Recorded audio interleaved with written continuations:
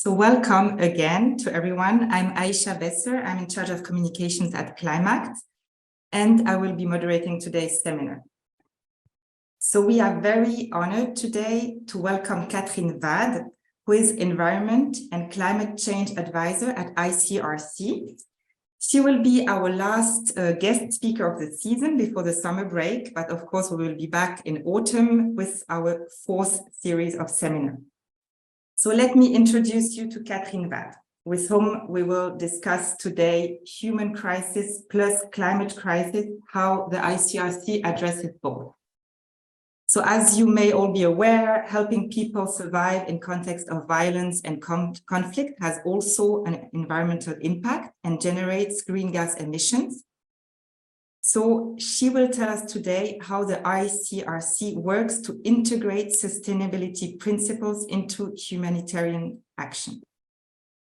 Kathrine Vad has been working in environmental sustainability since the very start of her career.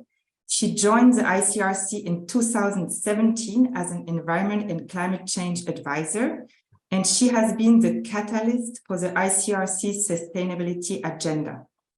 So Kathrine, the floor is yours. I will stop sharing my screen. And so you're welcome to share your slides. And Kathrine will present for about 30-35 minutes, and then we will leave space for the discussion with the audience. Thank you so much, Aisha, and good morning or good afternoon. I don't really know, given that it's 12 o'clock, everybody, but I'm really happy to be here today and to be having this conversation with you. To get us started, I thought, and for us to make sure that we can really explore together what the consequences of the current climate crisis is on a humanitarian organization like the ICRC, I would give you a really brief overview of what the ICRC actually is. So the International Committee. We are historically the first member of the international movement of the Red Cross and Red Crescent to be founded. We were founded in, oh gosh, of course, my memory elapses me, 1869 or something like that, in Geneva. And our mission is to protect the lives and dignity of victims of armed conflict and other situations of violence, and to provide them with assistance. We are a large organization. These are numbers from for last year, for 2022. We were a little bit above 20,000 people around the world in over 100 countries. And you see here the map with our presence. What does it mean to protect people's lives and dignity? We do that in 4 different ways. We protect people during conflict. Some examples of activities that you're probably familiar with is the visits that we do to detainees in prisons, or the reunification of families that have been separated by war. Of course, we assist people that are affected by conflict through food and other relief item distributions, livelihood programs, access to water, access to health care. We prevent the impacts by working to strengthen the respect of international humanitarian law by arm bearers. And we do all of that in cooperation with the rest of the movement, what we call our national societies. Those are the societies that you are much more familiar with usually than the ICRC, so the French Red Cross, the German Red Cross, etc. There's one in almost every country now in the world, and we work hand in hand with the local national societies in the field.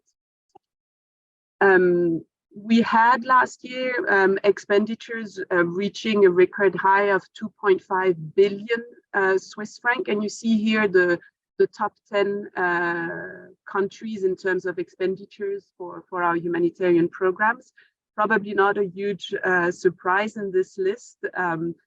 At least just a reminder that yes, we hear and we heard a lot last year about Ukraine, but other conflicts are ongoing around the world and have been so for decades. So this is for the picture of what the ICRC is, where we work, what we do. Now, why is it relevant for humanitarian organizations to think and to work on climate and environmental related issues? Well, what we see in the field very clearly is that people affected by conflict are already affected by climate change, and they will be disproportionately affected by climate change going forward. This is both because of the geographies where conflict happened today. Those geographies in the world are just hit hardest by climate change. But it's also because people that are already coping with conflict have a lower capacity to cope with yet another crisis like climate shocks can be. What we also see very clearly is that climate adaptation finance isn't reaching people that need it the most, despite the international community's promise to leave no one behind when it comes to climate adaptation. We see very clearly that countries affected by conflict get very little financial support for climate adaptation. And so we find ourselves with this double pain, if you want, of having people disproportionately affected and very little support to them to adapt. So what have we done about it? In 2021, the ICRC worked together with the IFRC, so the Federation of the Red Cross and Red Crescent, to write the Climate and Environment Charter for Humanitarian Organizations. And we did so in consultation with the wider humanitarian sector. The Climate and Environment Charter is a very aspirational document, and the purpose of which was really to accelerate the sector's movement in terms of taking climate and environment into account. The charter has been signed now by over 330 humanitarian organizations, all sizes, all different types, local, international, big and small, and of course by the ICRC and the IFRC. One of the commitments that organizations take when they sign the charter is to develop a plan of action and to adopt targets that will spell out how the organization is going to apply this charter. And what you see here on the slide is the ICRC's 3 pillars of work on climate and environment. And this is how we apply the Charter for Climate and Environment in our organization. So pillar 1 is very operational. It's about integrating climate and environmental risk into our programs. And our target, our commitment, if you want, is to factor those risks into all our programs by 2025. I'll spell out through some examples what we mean exactly by that in a minute. Our second pillar is about reducing our own environmental impact. So the impact that we have, that our activities have on the environment. And our target there is to reduce our greenhouse gas emissions by 50% by 2030 compared to a 2018 baseline. And our third pillar is really a policy pillar. It's about continuing and strengthening our legal development and our policy engagement on climate and the environment.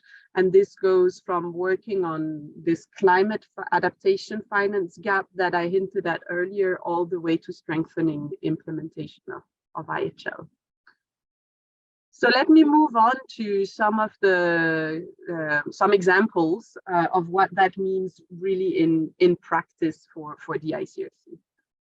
So integrating climate and environmental risk into our programs actually has 2 facets. One is, of course, reducing the local environmental impact of our programs. And you see here an example of a solar panel installation for that's actually electrifying a water tower and is replacing a diesel generator. This is one way among many that we reduce at the very local level the environmental impact of our programs. But it also means adapting our programs to the local climate risk that beneficiaries will experience, It's not about having new programs for us. The ICRC will not become a climate adaptation project implementer, but it's really about making sure that when we do a program, we do it in a climate smart way. We take the risk into account. So you see here the example of, I think it's an agricultural program in the Sahel, but this is just one example of how we think about integrating climate risk. Of course, for agricultural programs, it's about selecting the proper seeds that resist the local conditions. But it's also about training local farmers in new agricultural techniques. It can be about making sure that farmers have access to weather projections. It can be about rehabilitating land so that there is and continue to be land on which to farm on.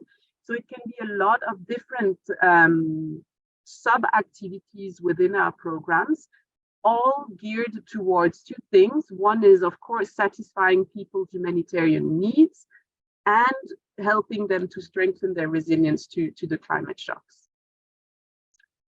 Here you have another example. Actually, this is one of my favorite sort of projects or program from the ICRC, because I think it shows really strongly how beneficial thinking humanitarian assistance differently, how beneficial that can be on all fronts. So what you see here very specifically is the construction of a biogas digester in a prison. I think this photo comes from Rwanda. The situations in prisons where we work is often that of overcrowded prisons, too many people, and septic tanks that are overflowing from the wastewater that comes out of the toilets. That has very dire social consequences, of course, on detainees and people being in the prison. It also has severe environmental consequences around the prison. One of the solutions that the ICRC has been deploying is that of biogas digesters. So these digesters are dimensioned to cater for the wastewater flow of the prison. But what they do, of course, is they turn this wastewater into biogas. And this biogas is then used in the kitchen of the prison for producing the meals for the detainees. Now, prisons in those areas, they usually rely on firewood. So actually, the biogas is also having an additional benefit of reducing the demand for firewood in the region where the prison is. And the firewood in those prisons is often not dry enough. And so when it's burned in the kitchen, it usually creates a lot of smoke. And so it also has an additional social benefit of actually cleaning up the air for the detainees that work in the prisons. It can have many other social benefits. In some cases, we've seen actually an increase in the number of meals that the kitchen can give to detainees during the day because of not having to spend so much money on the firewood anymore. So this is really just one example of how thinking through environmental or climate risk in a given context can help you to build much more sustainable humanitarian programs. And I find this thinking really inspiring to apply to our programs. On to our second pillar, what you see here is the pie chart representing our greenhouse gas emissions in 2021. We're just now finalizing our accounting for 2022. But the pie chart essentially looks approximately the same every year since we started monitoring our emissions in 2018. The vast majority of our greenhouse gas emissions comes from the products, the food, relief item, construction material, health items, etc., that we procure for our humanitarian programs. And actually, it's not so much the transport of those products, but it's really the production of those products that's the biggest impact for the ICRC. So the production of all the rice that we distribute in our food assistance programs, the production of the blankets, the solar lamps, the kitchen sets that we distribute to people that have lost everything, the construction materials for their shelter, the tarpaulins, but also the bricks, etc. So the production of all of these items, as you see in the big blue bar, represents, let's say, around 55 to 60% of our total greenhouse gas emissions. And our direct greenhouse gas emissions, or scope 1, for those of you who's familiar with those methodologies, is really, really small. It's about 5-6% of our total footprint. And of course, it comes from the diesel that we consume, not just in our fleet, but also in our generators, to be able to have electricity in our offices, in our residences, etc. So that's leading us to apply a number of things in the ICRC. Of course, we're going through our own energy transition. It's only 5%, but it's really important for us to solarize our premises from an environmental perspective, but also from a financial perspective. It's actually cheaper in the medium term to have those solar panels on the roof. I'm sure I'm not learning anything you're not learning anything by hearing this.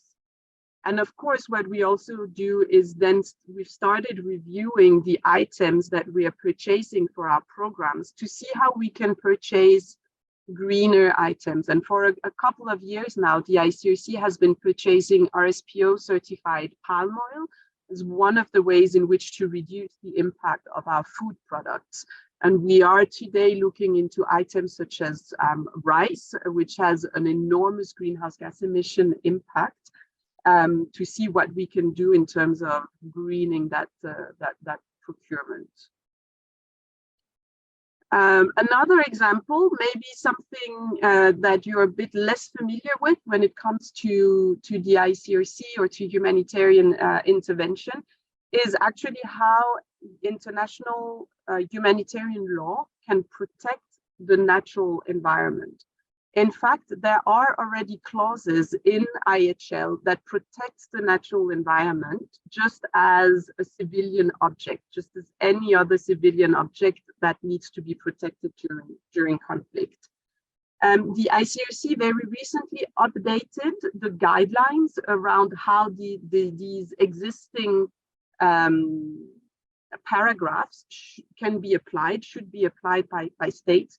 We are strengthening our engagement with countries and parties to conflict about what that means concretely to apply IHL and to protect the natural environment during conflict. And we are at the moment also talking to experts about what we could do to further strengthen these paragraphs. So this is a very important aspect of our work. Also because the environment that's left behind after the conflict is the environment in which people will have to live and thrive afterwards. And so if it's ruined, it's just going to be more difficult, obviously, for people to survive and to rebuild up their lives in this conflict environment. So this was really a pick and choose kind of update about some of our programs and what we're doing. I wanted to finish on the financial cost of all of this, because this is obviously a very strong debate within the humanitarian organization. We receive money from donors, not to green the organization, but to provide life-saving support to the people that we serve. What we see today is also humanitarian finances shrinking. There is a lot of pressure on how much states are able to spend today on international aid. And we also see very clearly that climate change is and will drastically increase humanitarian needs in the field. I think it's the ICRC who predicts a doubling of the humanitarian needs by 2050, and this increase is driven by climate change. So the way we've put those together is to say, well, we firmly believe in what I've just presented today, that we have to transform how we provide our aid to do it better, both on climate adaptation and climate mitigation. But we need to do that in a way that puts as little pressure as possible on our own humanitarian budget. And so we've launched our Climate and Environment Transition Fund. We launched it at the beginning of last year. And the purpose is really to go out and find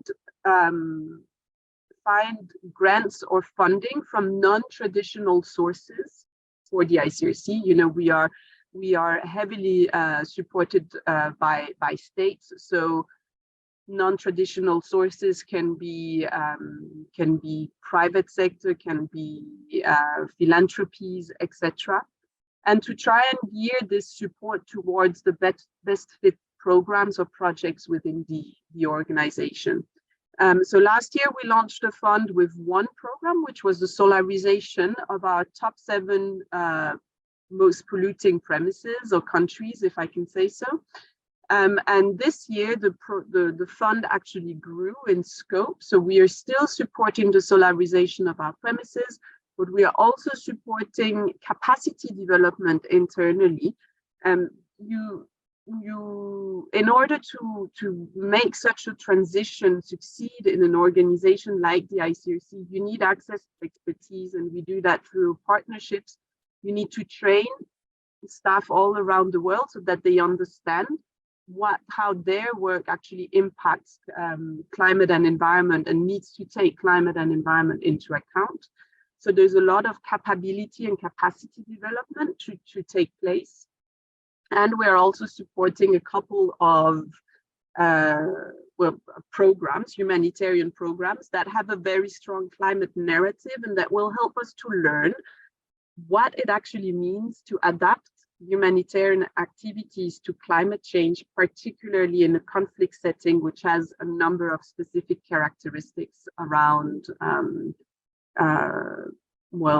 state presence, non-state presence, and etc. A number of characteristics. I think I might even, Aisha, have been faster than the 30 minutes allocated, but I'm super happy to take any questions. No problem. Thank you so much. No problem, Kathrine. Thank you so much for this super interesting presentation. And yes, we can open the floor to questions, remarks. I really would like to warmly thank you again, Kathrine, for sharing your experience, your expertise, and thank you to all of you for following the Climate Seminar Series this season. And we wish you a wonderful summer, and we look forward to be back in autumn with more speakers, more topics, and continue this conversation. Thank you to all.